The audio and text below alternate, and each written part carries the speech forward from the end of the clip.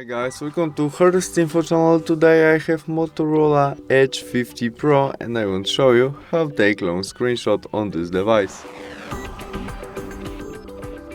Firstly, open Google Chrome application where or settings something would have more information than one size of screen where we can scroll something. Where we are on it, we press volume down and power key together at the same time as to make normal screenshot.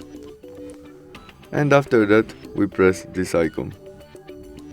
And it is scrolling right now and it is adding more information to our screenshot. When we have all we need, we press on this button.